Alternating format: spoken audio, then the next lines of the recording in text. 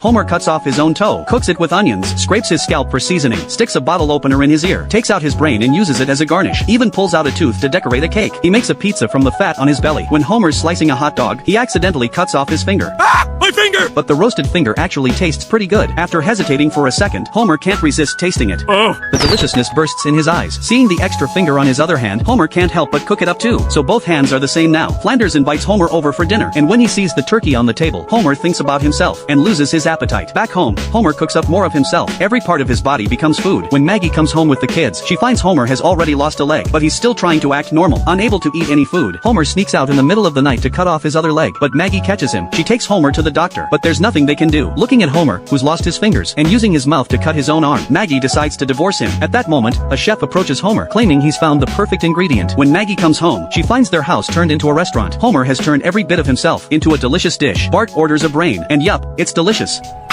The eavesdropping crisis caused by free cars. Homer landed a new gig. It was promoting for a self-driving car company. His job? Just let the car chauffeur him around. And these smart cars? They're free. At first, most folks couldn't believe it. But with Homer looking so dang happy in that car, hardly anyone could resist the temptation. The car company even had a Michelin-starred restaurant. When Marge came to visit, she organized a table soccer game through tiny hidden cameras. The bosses noticed employees' brain activity spiked. They rushed to find Homer and gave him a promotion. They even asked Marge to partner up with him. With such sweet perks, Homer couldn't help but show off to his old co-workers. Soon, all the nuclear plant employees jumped ship. Homer and Marge chatted on their way home, talking about his favorite sandwich. Suddenly, the car swerved to a sandwich shop. Marge got a bad feeling. The car was eavesdropping on their conversation, so they tested it with a burger joint and a church. Sure enough, the car navigated there automatically. Turns out those places bought keywords. Marge and Homer confronted the boss. He admitted those were their investors. How else would they make money giving away free cars? The boss pulled out a contract. The non-disclosure agreement in it could bankrupt the Simpsons. To take down the company, Homer and Marge snuck into the main server room. Marge was hesitant at first. Good jobs like this aren't easy to find. But then the boss installed bugs in the keys too, trying to spy on everyone in town. Furious, Marge threw a punch, smashing the company's servers to bits. The cars all shut down at once, losing users' trust for good.